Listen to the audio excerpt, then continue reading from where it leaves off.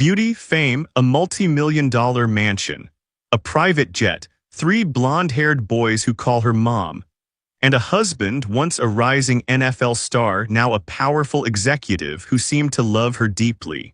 But in July 2023, that perfect picture shattered, because behind the lavish gates and those smiling Instagram posts, there were secrets, lies, affairs, and one message that changed everything: kill him. Just 2 words, a simple text, but they opened the door to something far darker than anyone could have imagined. Because when that message was discovered, it didn't just wreck a marriage, it triggered an international investigation, 3 arrests, and a media firestorm that hasn't died down since. This is the story of Lindsay Shiver, former beauty queen, mother of 3, and the woman at the center of an alleged plot to kill her husband. And it all started with a smile and ended in a jail cell in the Bahamas. Let's go back to the beginning. While studying at Auburn, Robert met Lindsay Shirley in a physical education class. She was stunning, confident, charismatic, a former beauty queen, Miss Houston County 2005, and a cheerleader. They hit it off quickly, dated throughout college, and on March 6, 2010, they tied the knot. From the outside, they looked like a storybook couple, the kind of love people envy and admire.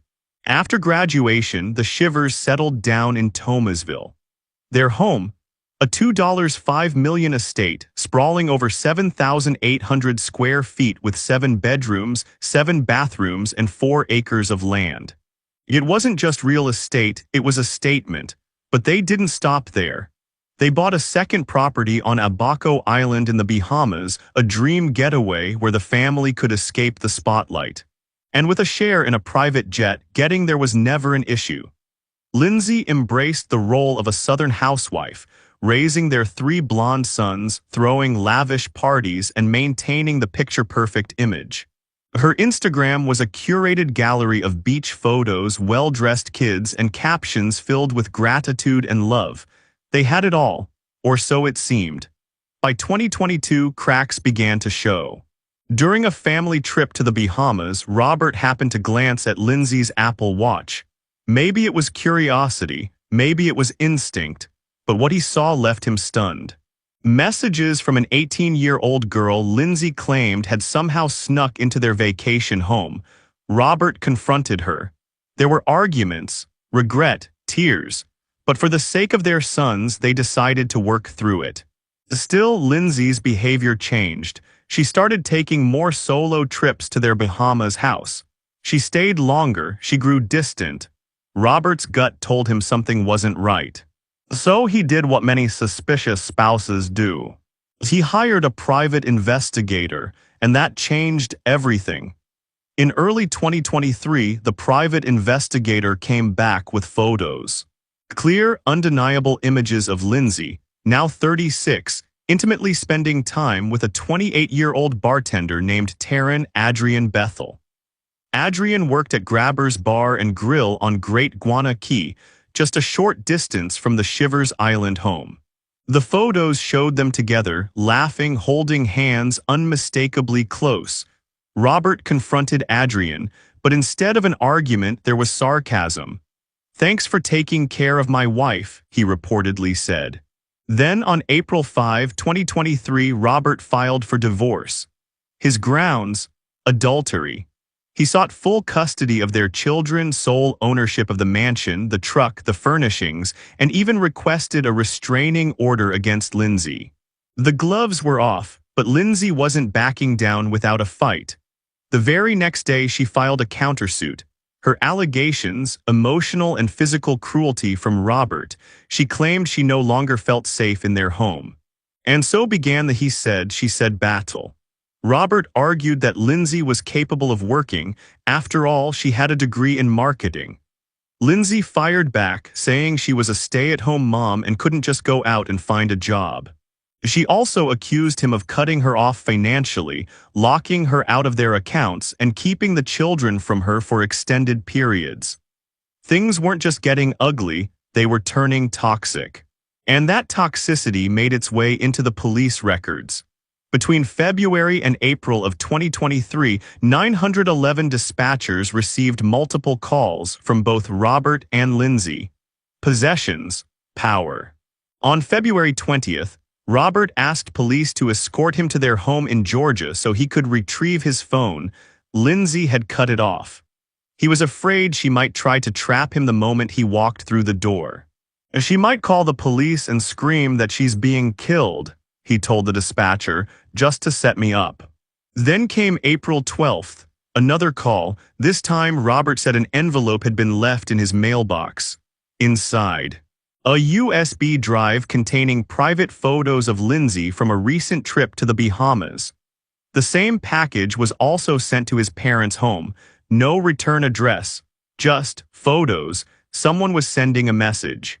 On April 30th, Robert called 911 again. Lindsay, he claimed, had tailed his mother's car trying to find the kids. She had made threats, erratic behavior. Even Lindsay's own parents were reportedly concerned about her mental health. Bodycam footage from the responding officers showed his mother saying, "She's not answering anyone. We truly think she might have killed herself." Then came July 16th, 2023. It was supposed to be a family vacation. Lindsay and Robert, still living under the same roof despite being divorced, had agreed to travel with the kids to the Bahamas. But by now, trust had evaporated. Robert told police Lindsay had planned to abandon the kids and sneak off with her boyfriend on his private jet. He was adamant Lindsay was not going. He told her she wasn't coming. There was a confrontation. Police were called. Once again, no charges were filed. In the end, Lindsay still made it to the Bahamas. And then, without anyone realizing, it was all about to turn into a murder investigation. All because of a break-in at a beach bar. It all started with a break-in. Just a routine investigation, at least. That's what Bahamian police thought when they arrived at Grabber's Bar and Grill, a beachfront restaurant where Adrian Bethel, Lindsay Shiver's alleged boyfriend, worked as a night manager. But something wasn't right. There were no clear signs of forced entry, no shattered windows. But officers suspected it was an inside job, someone with a key or at least familiar with the place. So as part of standard procedure, they checked Adrian's phone. And that changed everything. On that phone, police accidentally uncovered a string of encrypted and deleted messages, some of which had recently been recovered. They weren't about the break-in, they were worse.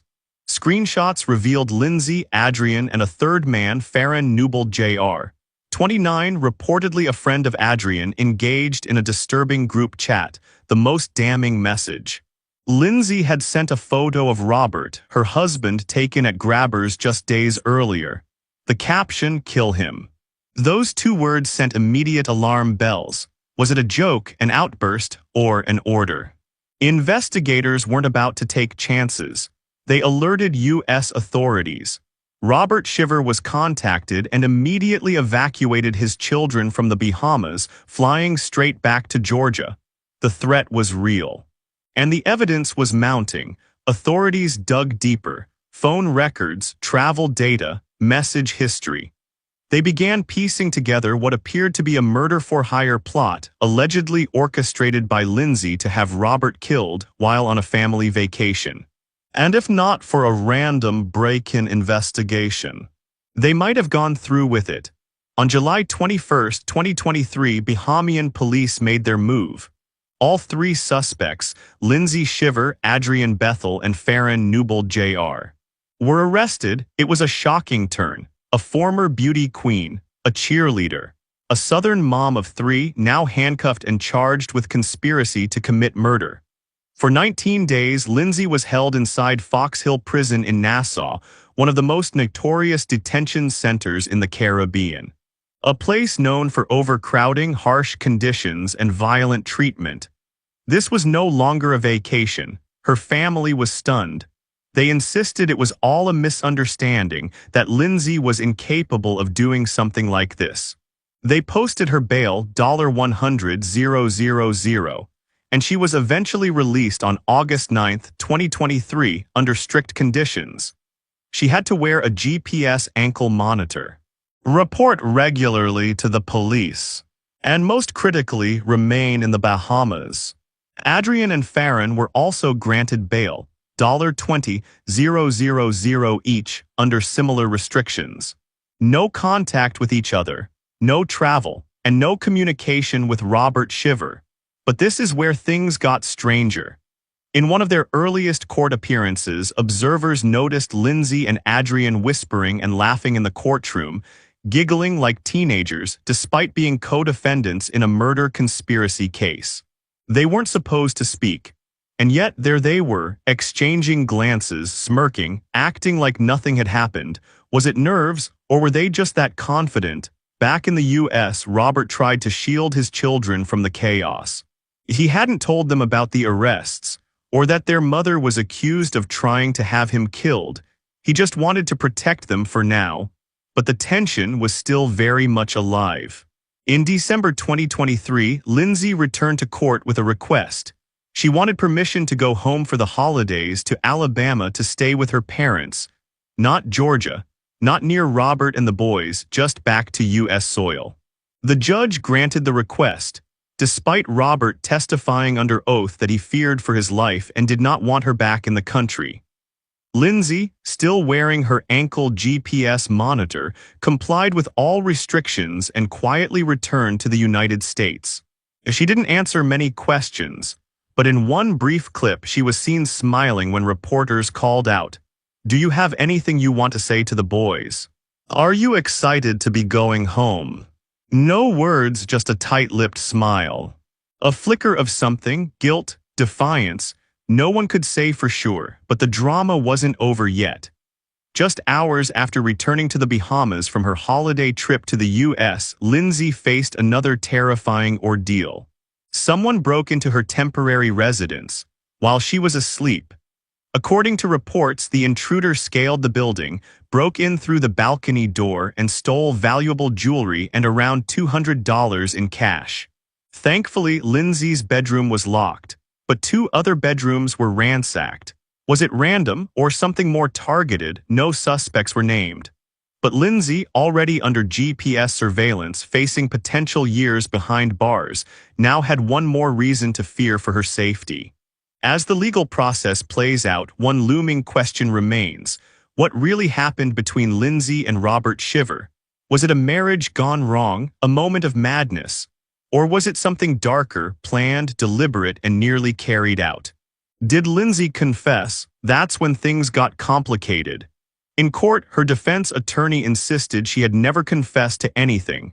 The infamous "kill him" text, they argued, was nothing more than a vent, a moment of frustration, not a real threat.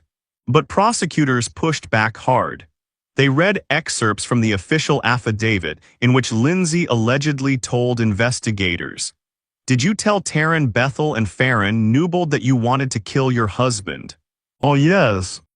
"Did Taryn Bethel say he wanted to kill your husband?"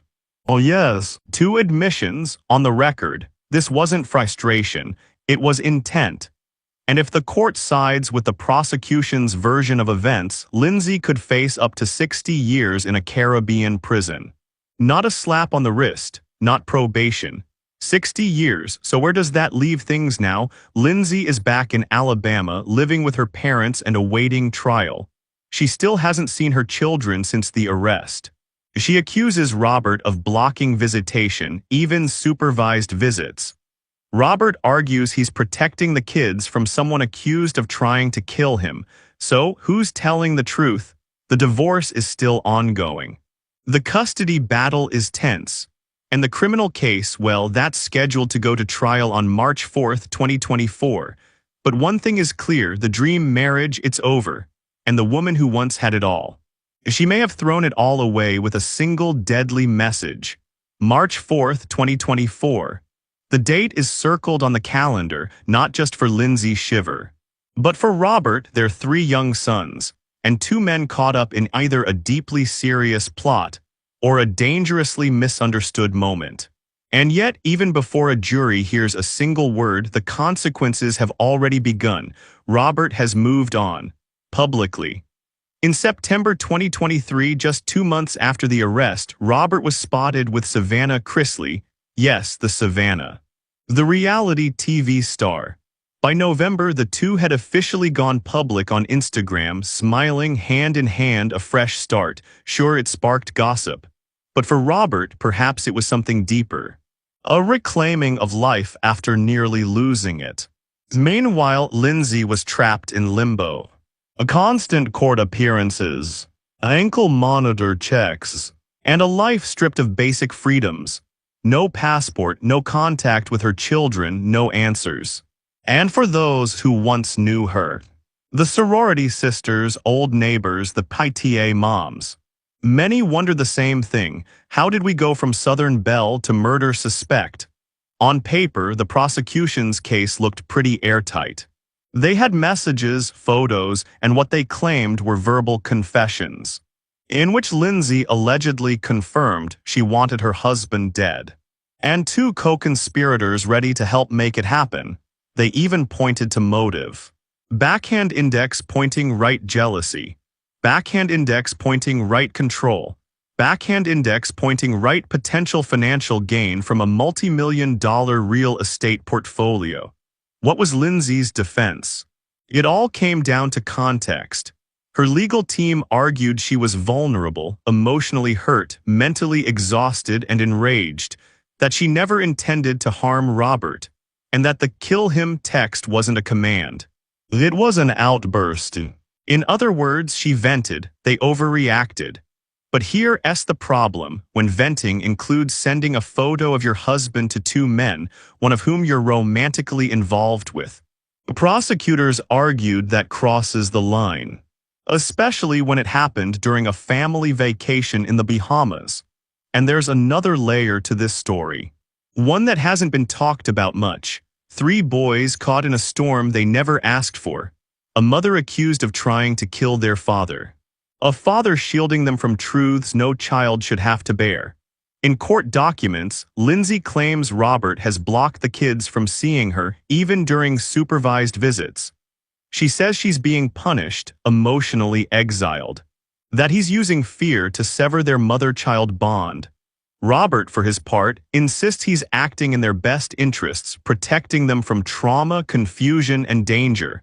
There are no easy answers, only painful trade-offs. The court will ultimately decide custody, visitation rights, and the relationship Lindsay will have with her sons, if any. But one thing is clear: even if she's declared innocent, this family is already broken. What happens if she's convicted? Well, Fox Hill Prison is probably not a place you want to end up. Located in Nassau, it's been condemned by human rights groups for severe overcrowding, poor sanitation, and lack of medical care. Inmates often share a 6x10-foot cell with several others, no mattresses, and just a bucket for a toilet. If found guilty, Lindsay could face up to 60 years in conditions like these. Adrian and Farron, same charges, same risks. So far, all 3 remain out on bail, monitored, restricted, and barred from contacting each other or Robert. Prosecutors are building their case. Defense attorneys are scrambling. And the media, they're waiting, because this is not just a legal battle. This is a tabloid storm. There's a reason stories like this grip us so tightly, because they turn the familiar into the unimaginable. We've all seen those perfect couples in photos, smiling faces on Instagram, family pictures on the beach, anniversary congratulations. But behind those pictures, what else is really going on? Control, infidelity, secrets. That's why this story isn't just a scandal. It's a cautionary tale about how appearances can be deceiving, and how love can quickly turn into rage. At first, Robert and Lindsay were college sweethearts. He was a football player, she was a cheerleader. The royal family of Auburn University. They had a multi-million-dollar home, a private jet, a fairy tale life. But fairy tales don't always last. And sometimes they end not with heartbreak, but with handcuffs. Here's the hardest part. We don't know if Lindsay is guilty. Only the court can decide that. But what we do know is someone somewhere is plotting, and someone else almost lost their life because of it. And it happens more often than you think. According to FBI statistics, contract killings aren't just fiction. From 2012 to 2022, there were over 800 recorded cases in the U.S. alone, most involved spouses or lovers.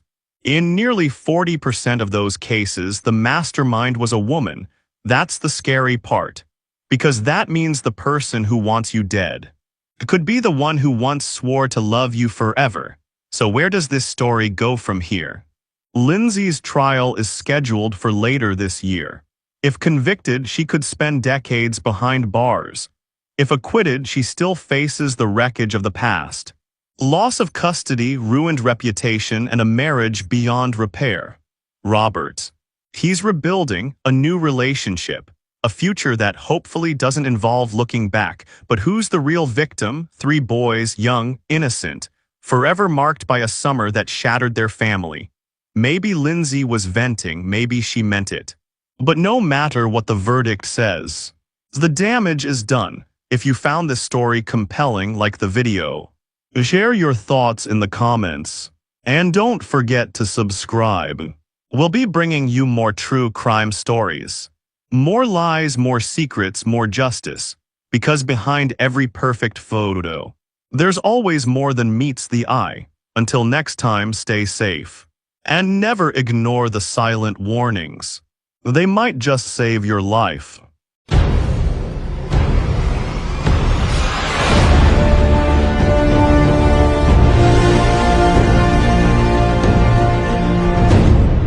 There are some crimes that feel like they could only come out of a twisted screenplay, where love turns into obsession and the people you trust most become your worst threat.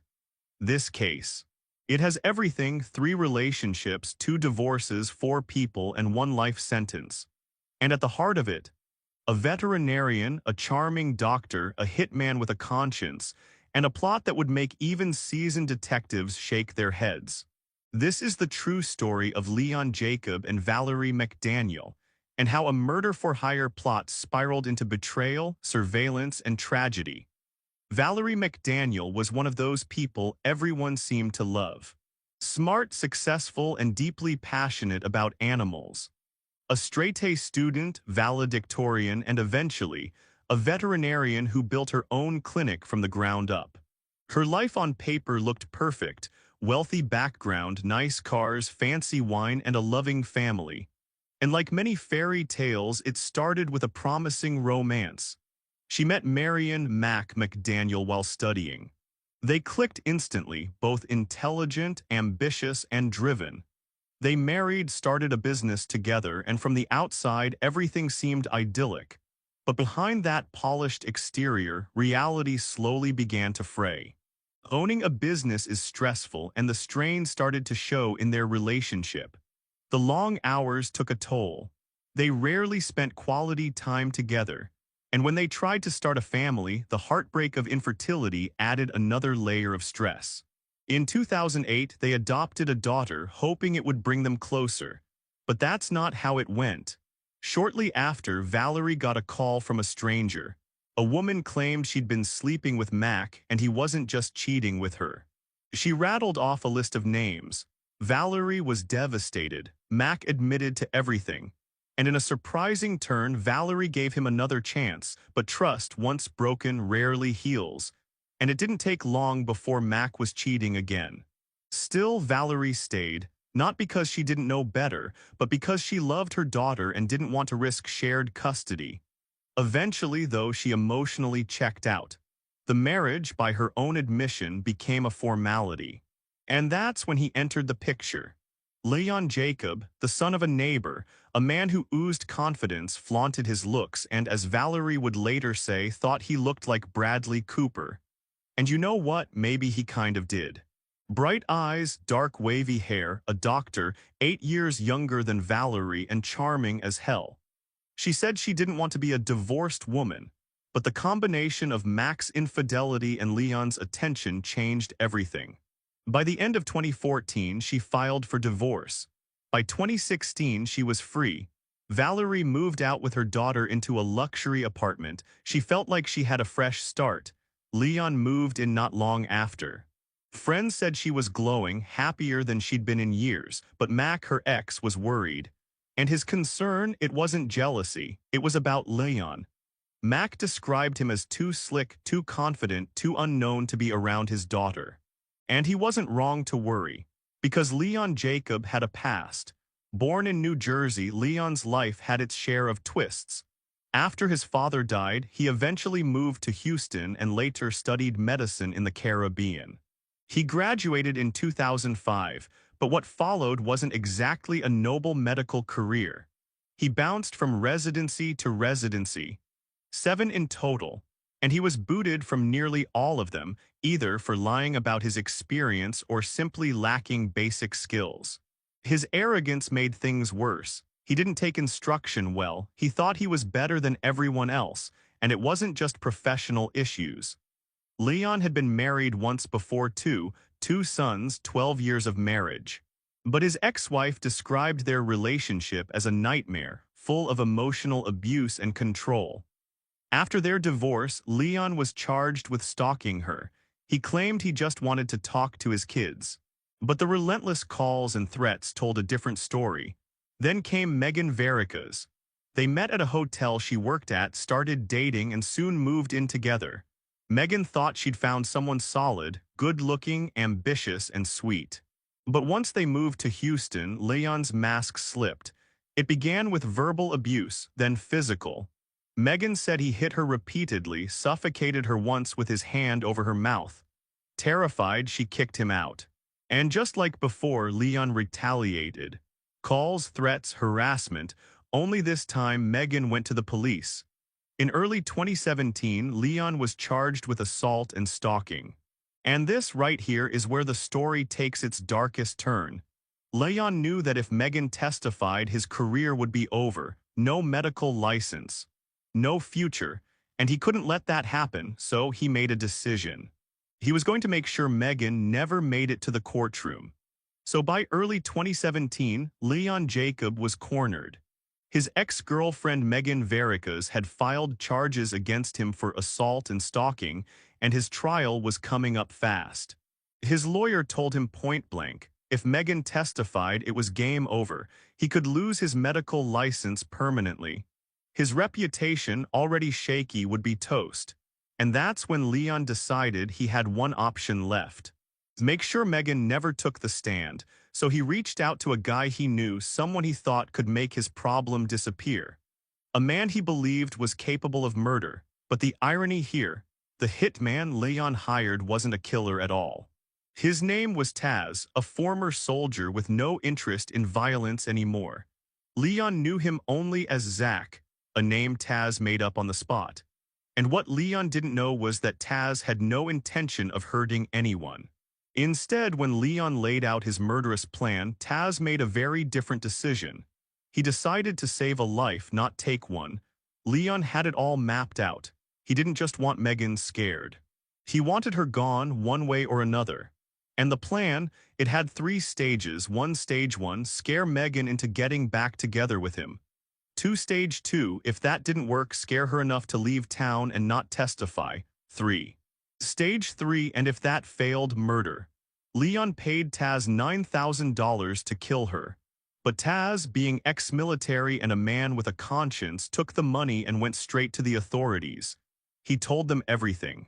What Megan didn't know yet was that her life had been hanging by a thread, and that her ex-boyfriend was willing to end it for his own career. With Taz's help, police formed a plan. They asked him to keep playing the role, keep recording conversations, keep Leon talking. If they were going to make a case, they needed Leon caught red-handed. And that's exactly what happened next. Taz, under police supervision, called Leon and said he wasn't the right man for the job, but he knew someone who was, a guy named Javier. Leon took the bait, and what he didn't realize was that Javier was actually an undercover police officer. Now here's where things go from disturbing to downright surreal. Leon didn't just want Megan taken care of anymore. On the call, he casually added that he had another problem too, Valerie's ex-husband Mac. He wanted Mac dead as well. And according to Leon, Valerie was totally on board. Think about that, Two successful professionals, a doctor and a veterinarian, were now plotting to kill their exes, as if it were just an inconvenience to be solved with money and a fake robbery. Soon after, Leon and Valerie met with Javier and Taz at an Olive Garden to talk murder, over soup and breadsticks. This is not a joke. During the conversation, Leon made it clear he didn't care how it got done. If Megan wouldn't leave town, you've got to do what you've got to do. As for Mac, Valerie was the one who spoke up. She said she wanted him shot in the head during a fake carjacking, just make it look like a robbery gone wrong. She even said, I for sure want to go through with this. I don't have any other option. That ex-husband of mine is threatening to take away my daughter and I won't stand for it. No hesitation, no fear. Just cold, deliberate planning. But what Leon and Valerie didn't know was that every word was being recorded, and every step was being watched. On March 9, 2017, undercover officer Javier showed up at Leon and Valerie's apartment. In his hand, photos of Valerie's ex-husband Mac, bloody, slumped over in his car, lying face down on the pavement. It was all fake, of course. The blood from a pig. Mac had already agreed to help police the moment he found out his ex-wife had put a hit out on him. But the photos worked. Valerie and Leon believed Mac was dead. One problem solved. That same night they received more photos, this time of Megan. Bound, gagged, terrified, the fear in her eyes was real. She had a panic attack during the staging, but she was alive, and she was also working with police. Now the trap was set. Early the next morning, 3 a.m. to be exact, police knocked on the couple's apartment door. They told Valerie that Mac had been found shot to death.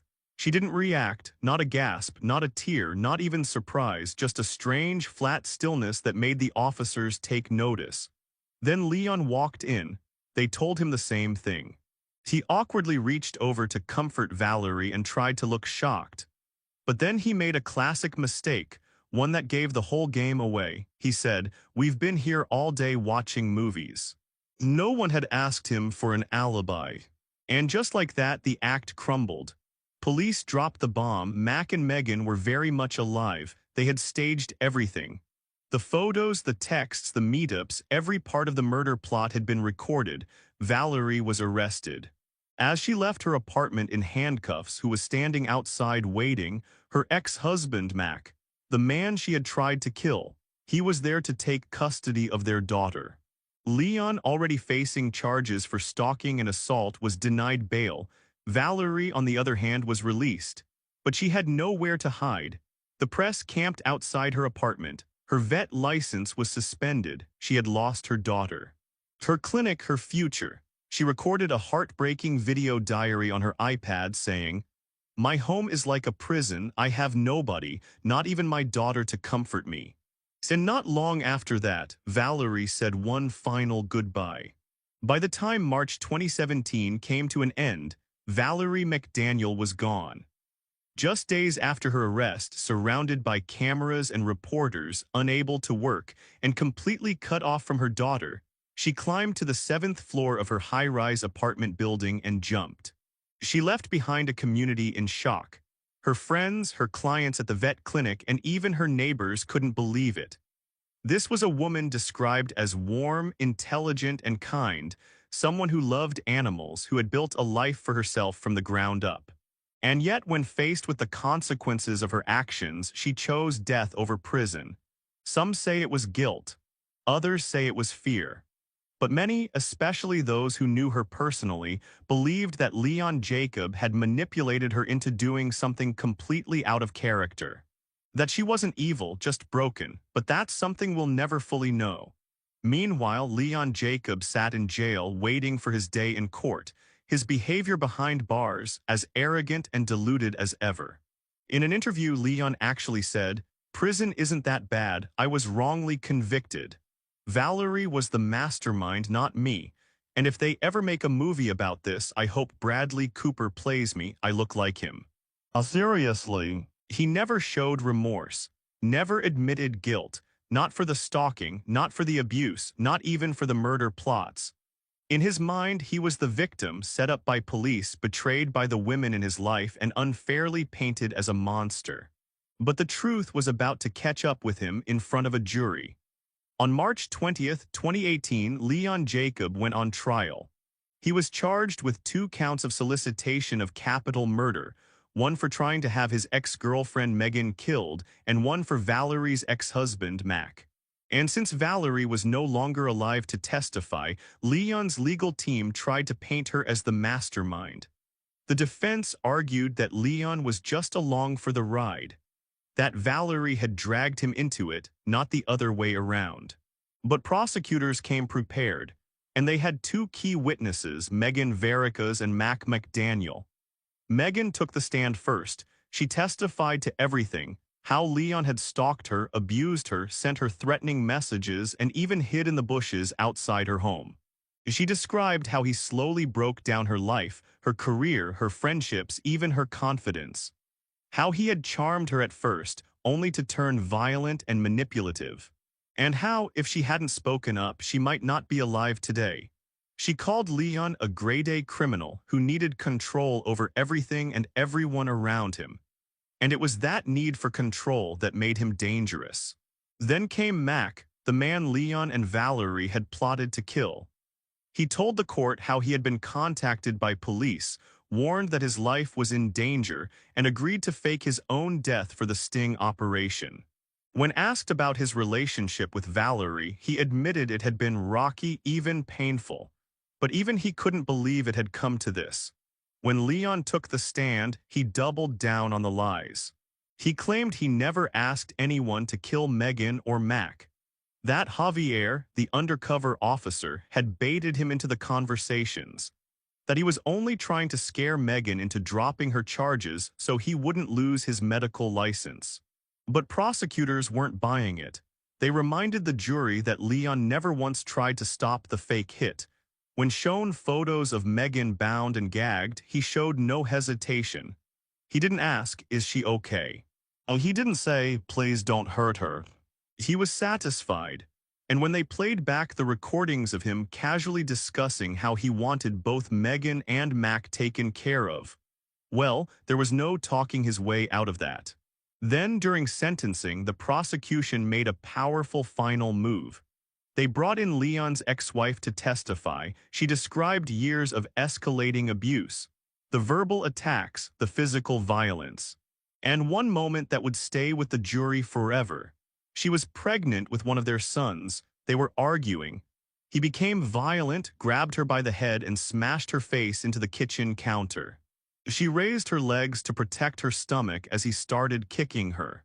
She said, "He told me if I ever left him, he would kill me and no one would ever find my body. That as a doctor, he had access to chemicals that would dissolve me completely." It was horrifying and completely consistent with everything Megan had said. Everything Valerie had likely lived through too. The jury didn't need long. After just over an hour of deliberation, they came back with a guilty verdict on both counts of solicitation of capital murder. Leon Jacob was sentenced to life in prison. He won't be eligible for parole until 2047, at which point he'll be nearly 70 years. So what happens now? Megan Varicas has rebuilt her life stronger than ever. In her words, "I lost everything to him, my house, my friends, my career. But now, the girl he called poor and uneducated is the reason he will never be free again." Mac McDaniel has custody of his daughter. He still grieves for the Valerie he knew, but he's moved on for her. And Leon, still in prison, still blaming everyone but himself. But there's one part of this story that doesn't get talked about much: the children. Leon's 2 sons, Valerie's daughters, they didn't have to stand trial. They weren't part of the assassination plot. But they're the ones who have to grow up with the consequences. Valerie's daughters will forever know that their mother fell from a 7th-floor balcony, pushed to despair by a plot that began with love and ended with betrayal. Leon's sons will grow up knowing that their father not only abused their mother, he tried to kill her. They are the silent victims of this tragedy. Innocent lives caught in a spiral of selfishness and control. So we are left with the question, was Valerie McDaniel a criminal or a manipulated woman trapped with no way out? Did she plan to kill on purpose? Or was she just another victim in Leon Jacobs' long, scandalous journey? In the end, it's up to you to decide. But one thing is clear, two people plotted a double murder, two lives nearly lost, and the two children will be scarred forever. If you found this case as shocking and heartbreaking as we did, be sure to like, comment, and subscribe. Share your thoughts below. Was Valerie a victim or a villain? And what do you think drove Leon to such